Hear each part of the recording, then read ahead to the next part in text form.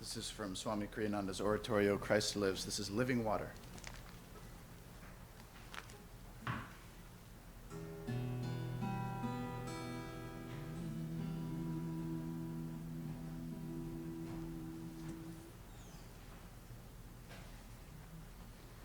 Though fallen deep in sin, by man abandoned,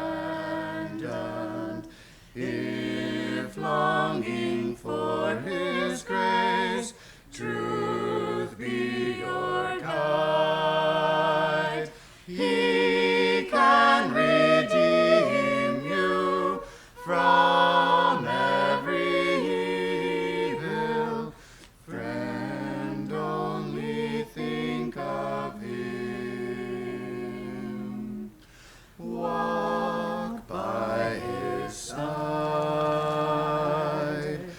Though fallen deep in sin, by men abandoned, if longing for his grace, truth be your guide, he can redeem you from every evil. Friend, only think of him. Walk by his side. He can redeem you from every evil. Friend, only think of him. Walk by his side.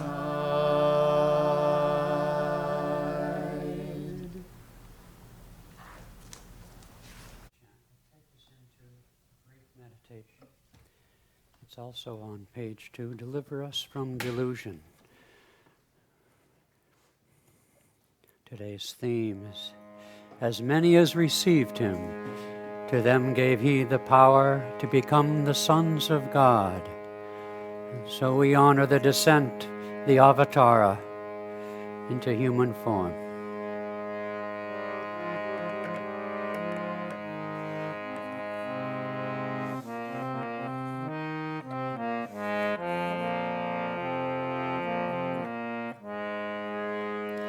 Think ye in thy heart, lotus feet of thy Guru. Think ye in thy heart, lotus feet of thy Guru. If you want to cross the ocean of delusion, if you want to cross the ocean of delusion, shaming the white lotus in purity, shaming the white lotus in purity, beyond all duality, Guru, image of Brahma, deliver us from delusion. Guru, image of Brahma, deliver us from delusion. Think ye in thy heart, lotus feet of thy Guru. Think ye in thy heart, lotus feet of thy Guru. If you want to cross the ocean of delusion, if you want to cross the ocean of delusion, shaming the white lotus in purity, shaming the white lotus in purity, beyond all duality, Guru, image of Brahma, deliver us from delusion. Guru, image of Brahma, deliver us from delusion. Guru, image of Brahma, deliver us from delusion. Think ye in thy heart, lotus feet of the high Guru. Think ye in thy heart, lotus feet of the high Guru.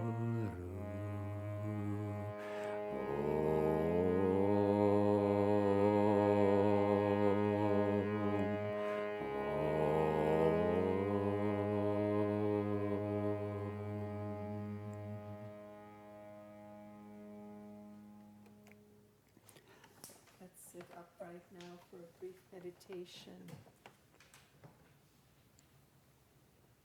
with an open heart, gathering all the love in our being and transmuting it to divine love by lifting it to the point between the eyebrows, the spiritual eye, calling to God there in the language of your own heart. Let's sit quietly for just a few minutes.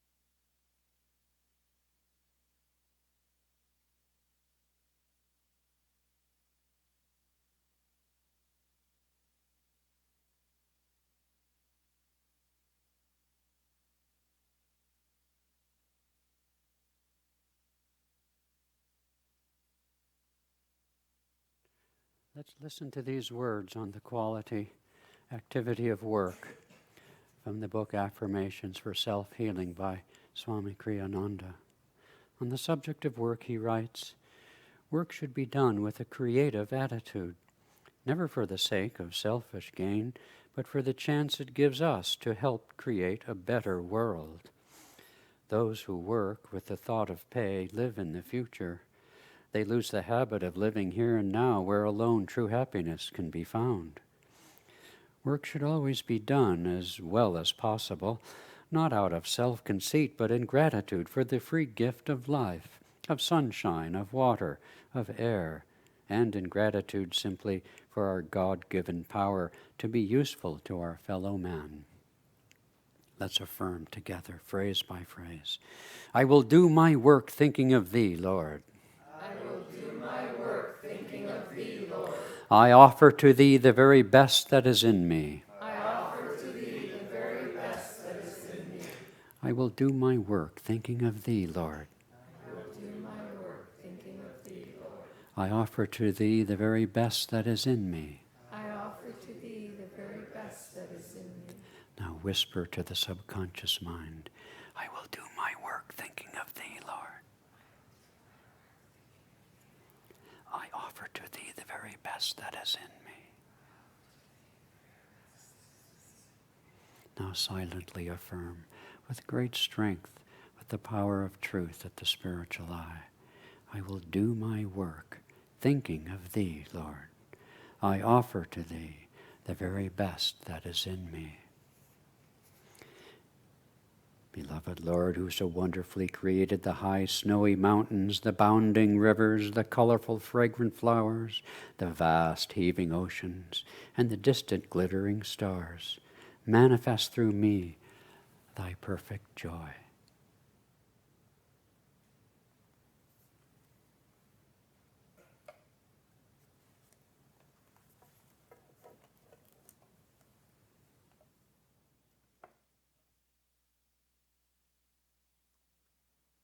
I hope you'll forgive me if I read this from my chair. I had surgery a few months ago, and I'm still coming back with my left knee. The topic this morning from Rays of the One Light, Weekly Commentaries on the Bible and Bhagavad Gita by Swami Ananda. The Importance of Soul-Receptivity. Truth is one and eternal. Realize oneness with it in your deathless self within. The following commentary is based on the teachings of Paramahansa Yogananda. Chapter 1 of the Gospel of St. John states,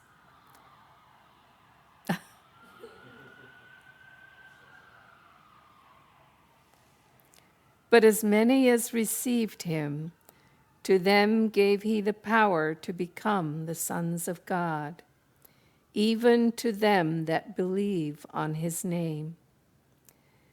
This is was a passage Paramahansa Yogananda often quoted to his disciples. Be in tune, he would tell them. Delusion can't touch you if you will keep in tune. A few of you will fall, he once said, but it needn't be if you would stay in tune.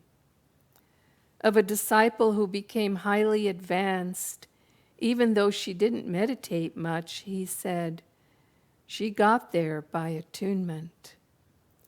To one who found meditation difficult, he said, I will meditate for you as long as you stay in tune. Truth is a state of consciousness, not a well-worded definition. It is in that consciousness, above all, that our lives are transformed. Therefore, the Bhagavad Gita says in the 10th chapter, to those who are ever attached to me and who worship me with love, I impart discernment, by means of which they attain me. Out of my love for them, I, the divine within them, set a light in them, the radiant lamp of wisdom, thereby dispelling the darkness of their ignorance. Thus, through Holy Scripture, God has spoken to mankind.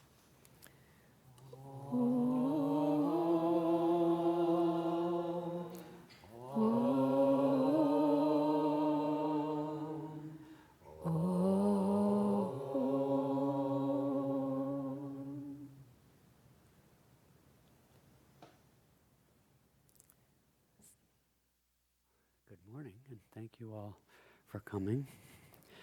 My name is Swami Hriman, and my wife Padma, Swami. And we've been here before a few times over the years, but we're all making an effort at the Ananda centers to visit one another and share our wisdom. It's just wonderful to meet. You know, we're all the same in many ways. I mean, that is to say, when you're seeking truth, when you're seeking God, there's a kinship of hearts. that goes beyond personalities and our wherever we come from and so forth as people, different nations and languages. It's just wonderful. I had the privilege, as Frank did recently, to have about 3 or so weeks in India, and I just returned a little over a week ago, filled with inspiration. And though I couldn't speak a word of anything but English, and that poorly, the vibration there is just very, very deep. I don't mean to say that you have to rush off to India at all, because that depth is within your own heart. You know, life is inconveniently arranged to wake up spiritually. A little infant, you know, has to get to learn who its parents are, and then immediately gets attached in such a way that uncles and aunts don't get a chance to hold the little buggers, because they will just want mommy. And of course they have to be potty trained and learn to eat, and you know, it's life just, for me, I think we all should have a reason why we don't want to have to reincarnate. And you know what mine is? I don't want to have to go to junior high. For others, it's teenage, or maybe it's dating, or all these things that we just have to go through. And life is so busy, and so much busier than it seems, now than it seems perhaps in prior generations somehow, although that might be nostalgia, I don't know, that it seems even more difficult. You're staring into your smartphone most of the hours of the day, and nobody looks up, you know, right? And so life is not that easy. I think of the scientists, you know, when Einstein kicked out from under Newton, many of the platforms are bricks of his edifice of Newtonian physics. The 20th century scientists and beyond have been scrambling to figure out what is real. And now they tell us that less than 5% of the universe is the visible matter of our bodies and things and stars and planets. The rest of it, 95%, is sort of a bad joke. It's dark. It's dark matter and dark energy. I mean, they're just scratching their heads. And then they realize that every time they go to look for something, they find exactly what they look for, but it's also a joke, because the act of observation produces the results they're looking for. It's suspiciously like something else is going on.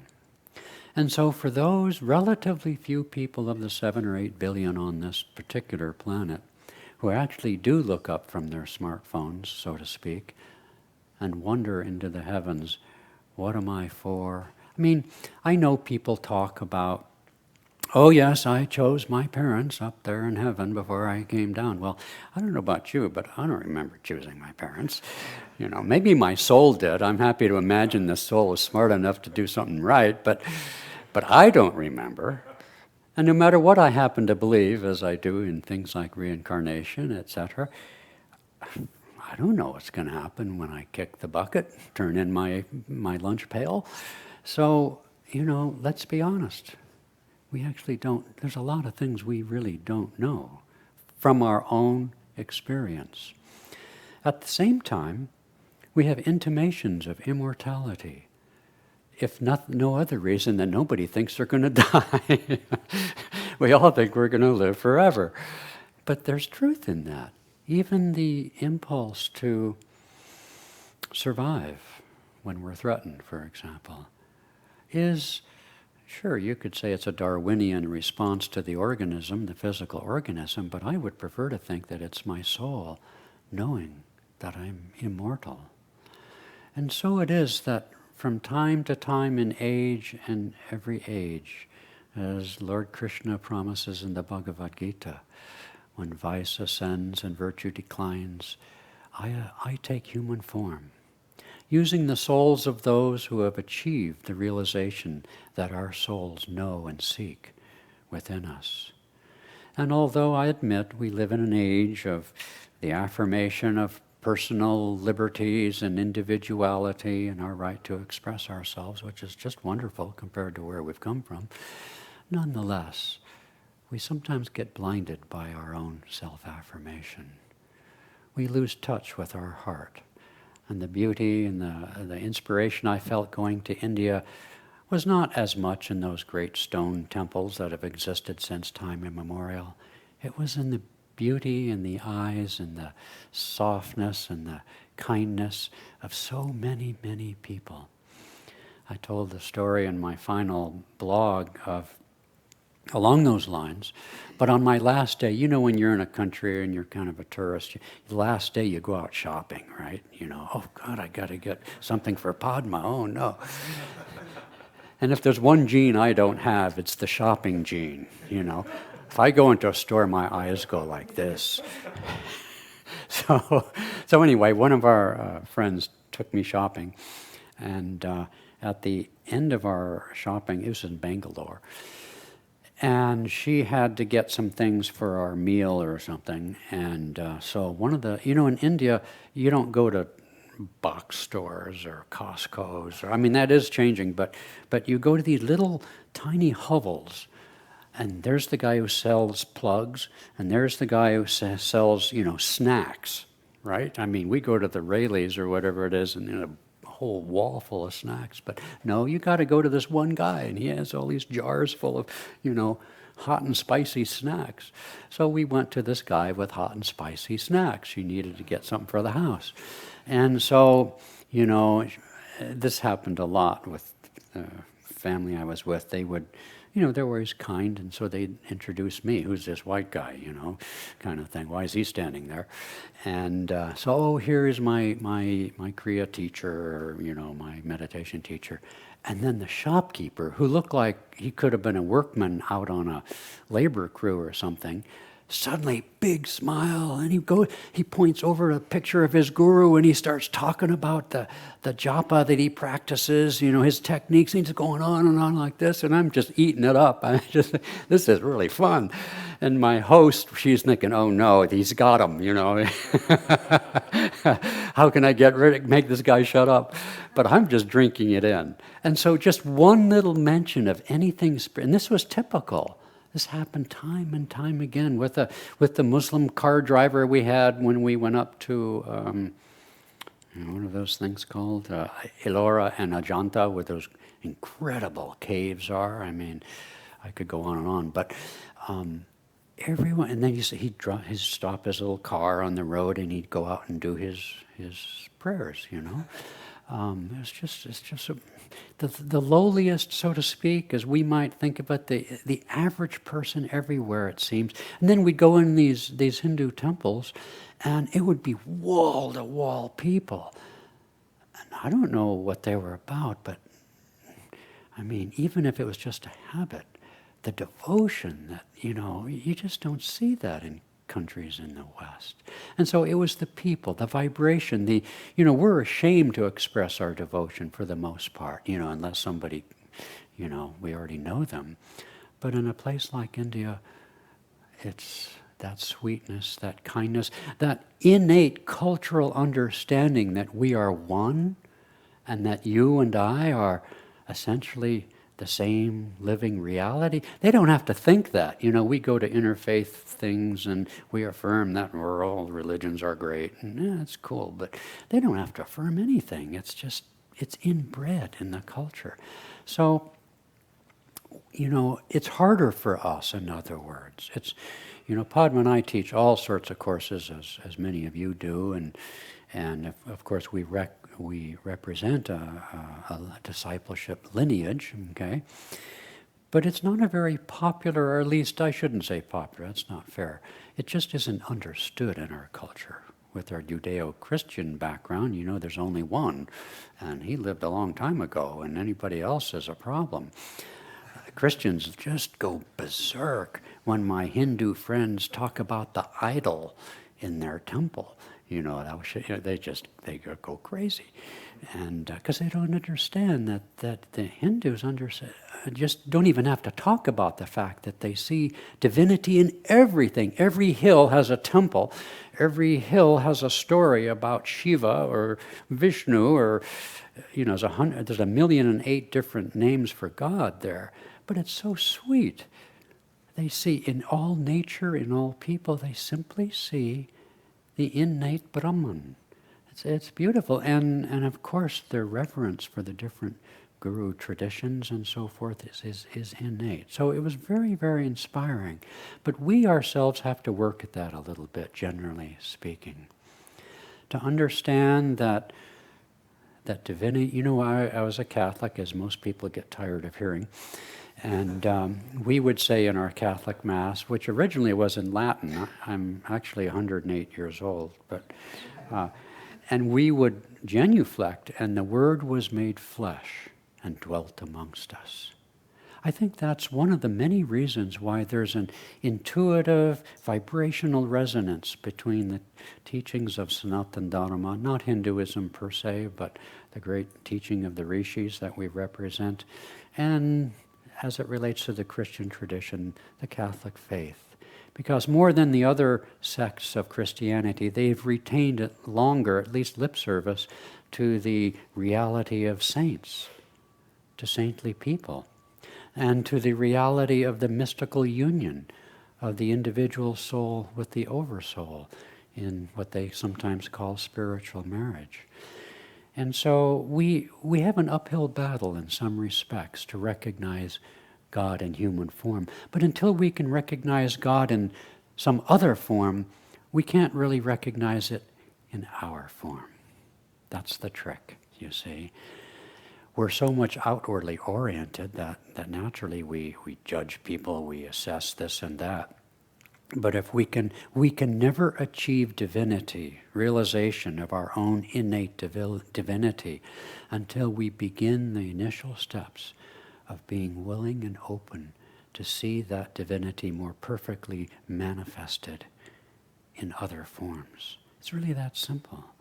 And that takes one quality that Americans sort of don't have, and at the other hand do have. It's kind of a paradox, and that's humility. We're very self-deprecating. That's the charming part of our American culture. But we also tend to be a little egotistical about who we are and what we've accomplished. But nobody likes a braggart, right? Well, okay, I don't like braggarts.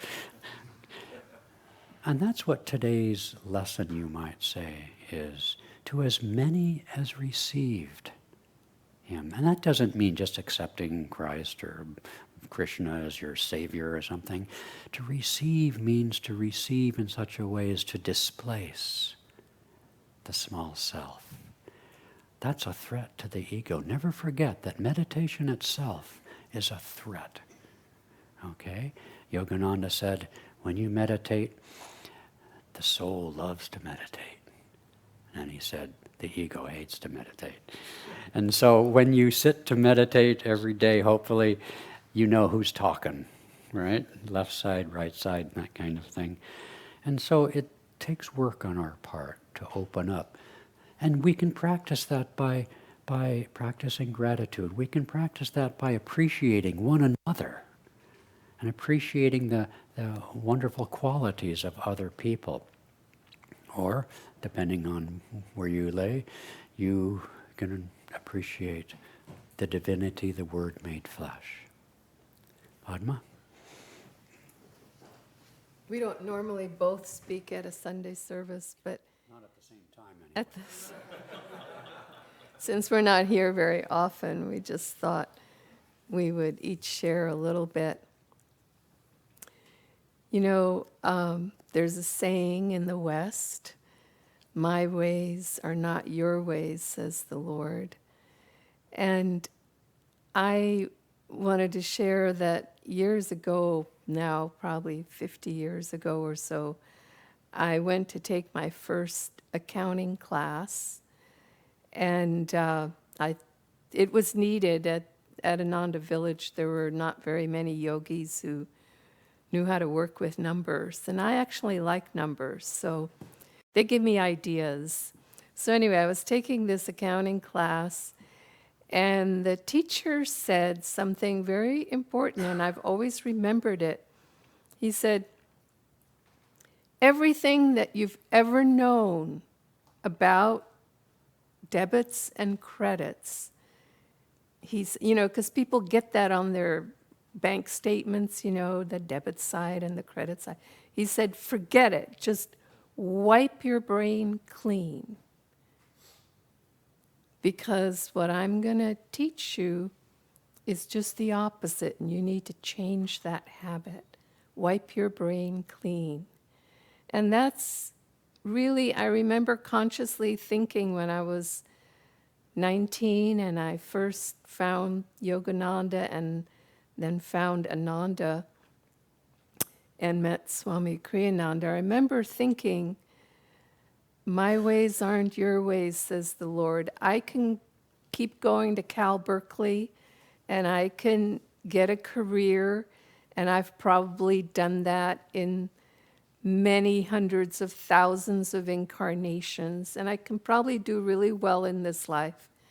But I want to learn how to do things a new way. I want to learn how to do things God's way. And it's just not the same. And so when we're talking about attuning, and actually I forgot, I wanted to read this whisper to you, and it speaks to this point, and then I'll continue. Tune us that we may hear thy voice. Volumes of thy Savior voice resound through the loudspeaker of every loving heart.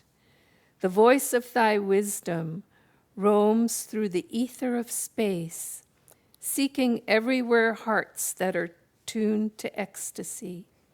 Sadly, thy warning sermons pass unheard by souls deafened with the static of sense pleasures. O divine broadcaster, tune our souls, long distracted by the static of our indifference. Fine-tune us to the delicate touch of soul perception. Grant us the privilege of hearing thy magic melodies in the ecstasy of divine awakening. And that speaks to this topic perfectly. I like to think of attunement. You know, it's like the radio with all the different stations on it. You go and you try to find them, and there's a lot of static, and then you finally hit it dead center. But until you do, there's a lot of static. And so first we want to tune ourselves to our meditation station. We want to get to that perfect sweet spot where the thoughts in our mind and our heart become still and we can hear. And then we want to tune more deeply to our God station. Because meditation alone doesn't do it. Yogananda describes in his teaching that it's a combination of meditation and devotion. And devotion brings that attunement. Devotion brings naturally that soul receptivity eventually. It's not even totally automatic.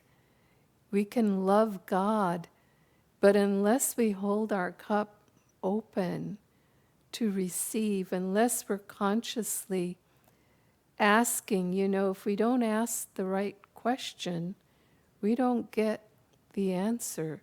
That's the way of life, and that's also the way of God. So we learn to sensitively ask the right question and then to listen. In meditation, to listen for the divine response. I'm absolutely delighted that all of you are getting crystal clarity down here, which was my baby for many years. At Ananda Village, I used to coordinate the activities. And I thought I'd share a couple of stories that sort of illustrate the point of today's reading, of today's message. When Swamiji first, Swami Kriyananda, we used to call him Swamiji, when he first asked me, it wasn't Crystal Clarity yet when he asked me to do that work. It was called the Joyful Arts Production Association. And he asked me to come and run that.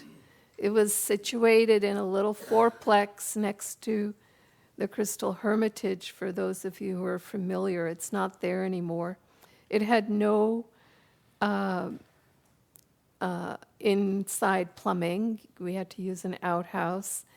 It had at the time one telephone line, and it had a very long cord. And there were 4 rooms with staff, and the phone would get taken from room to room depending on who needed to make a phone call. It was, let's call it, very basic. And it was called the Joyful Arts Production Association, and what I was tasked to try to figure out is selling the 6 audio cassettes of him reading P.G. Wodehouse. That was it. That was the department. So I went to him and I said, Swamiji, what is Crystal Clarity? Well, what is the Joyful Arts Production Association? And he said, it's that part of the work that takes things out, that spreads the seeds and takes them out. And that's all he said. And I was, perplexed, because all it was 6 audios of P.G. Wodehouse.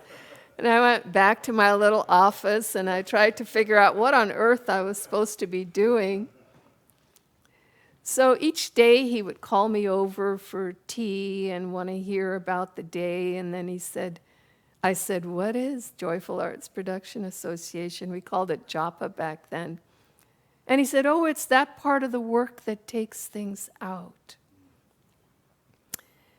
I just couldn't figure it out. It was a puzzler. I went back to my office, but I started putting one foot in front of the other. He would do some programs right there at Ananda Village, and then there would be income, and that would get scooped away into some other project, and I never could really figure it out in that way, but we started going, and within a short time, he started writing books. And so then I went to the National Publishing Trade Show. It was called the ABA back then. Now it's the BEA. And Ananda had a publications department, so they were there, and I was there with the 6 audio cassettes of P.G. Wodehouse showing that, and a sign that said Joyful Arts Production Association, and nobody stopped by our stand. So I went back to Swamiji. I said, if you want me to start representing some of the newer books you're writing, this name is just not working. And just then he had written a book, and at the time he had entitled it Crystal Clarity, something about the arts. Crystal Clarity in the Arts, I think is what it was called. And he gave a definition of crystal clarity. So I asked him, I said, sir, can we call the publishing Crystal Clarity Publications? And he said, yes, that would be perfect. That's great. So that's how we became Crystal Clarity Publications. But the story I wanted to tell is that about 2 or 3 years later, somebody had his ear and said they thought we should have a different name. We should be Ananda Publications or something else. And so when I went up for my usual tea, he said, Padma, so-and-so suggested that maybe we should change our name and call it, I think it was Ananda Publications. And my brain went on tilt. You know how much energy it takes to get known with a certain name? Nowadays they call it branding. And we had just gone through all this effort to get recognition as Crystal Clarity Publications and put so much juice into it and logos and catalog, and a million things. And here he's contemplating whether we should change our name. I just went on tilt.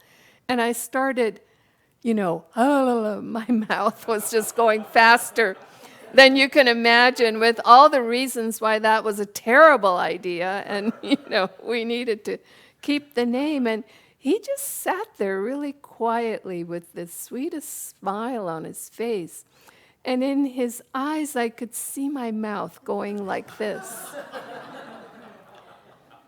And I realized that I was way out in outer space in terms of calmness or being able to listen or have any real clarity. All I had was a whole lot of emotion about the response, but I could see that reflection in the pools of his not judgment, not anything except just a smile, just a sweet smile. And you just sort of knew that I was not in a position to receive anything because my brain was just so full of my own ideas and my own self.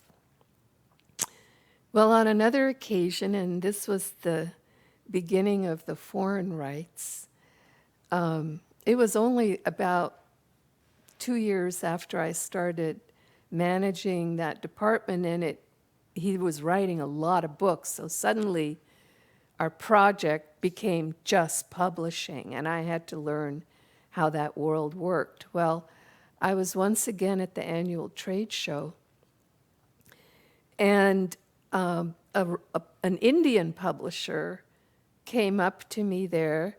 Occasionally foreign publishers would come to that.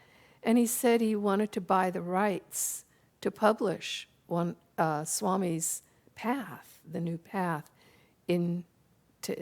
to India, the Indian territory.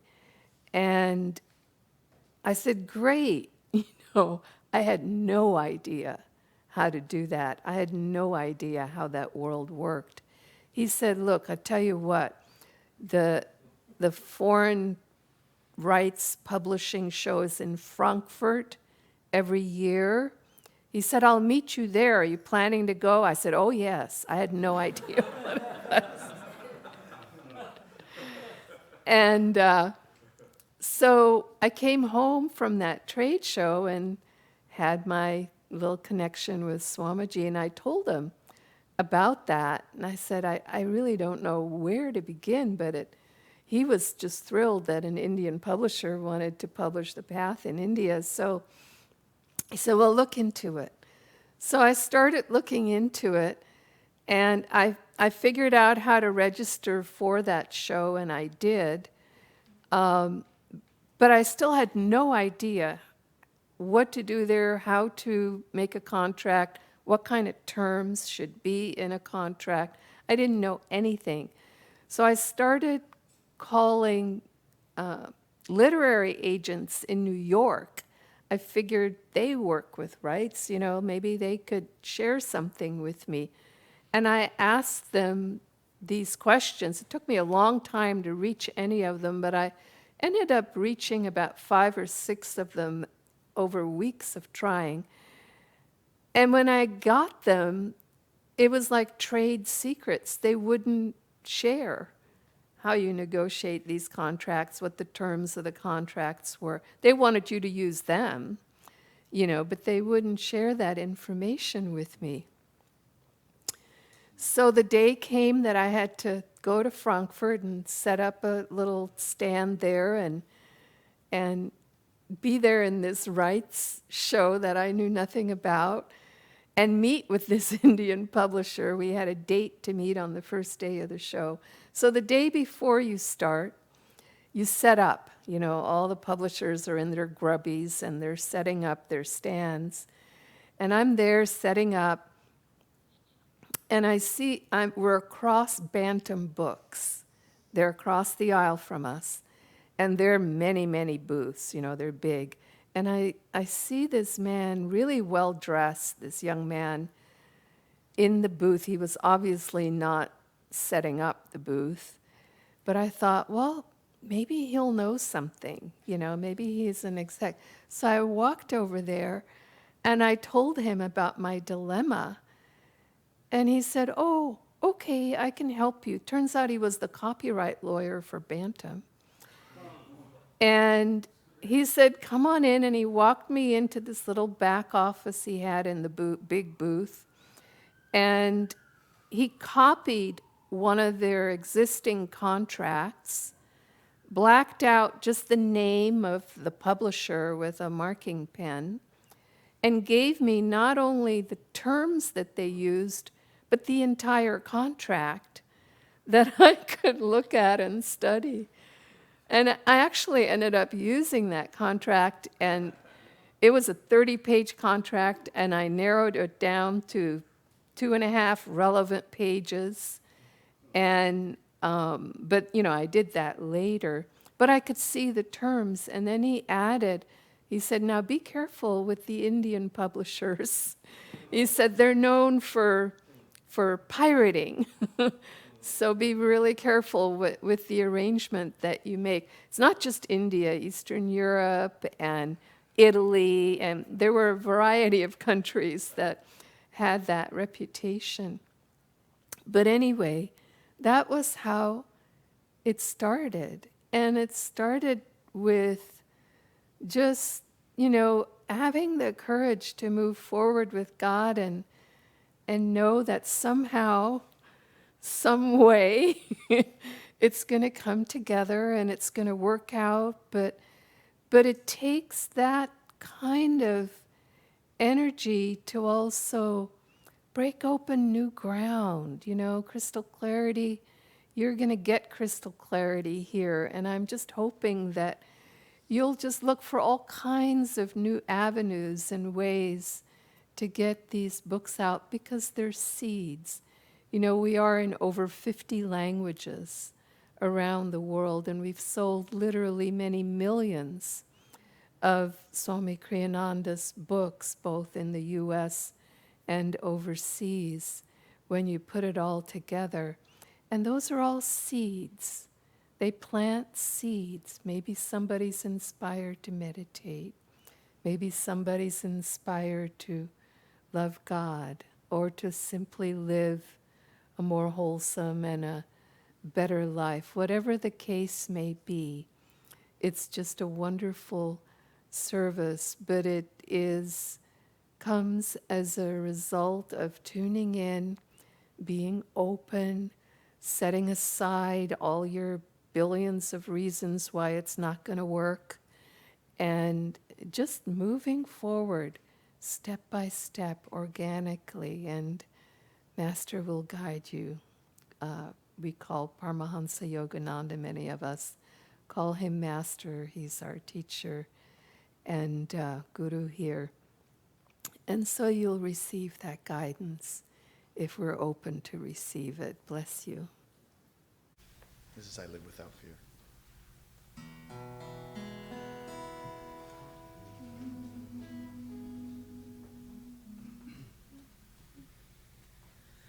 Though green summer fade and winter draw near, my Lord, in your presence I live without fear. Through tempest, through snows, through turbulent tides, the touch of your hand is my strength and my guide. I ask for no riches that death can destroy. I crave only thee.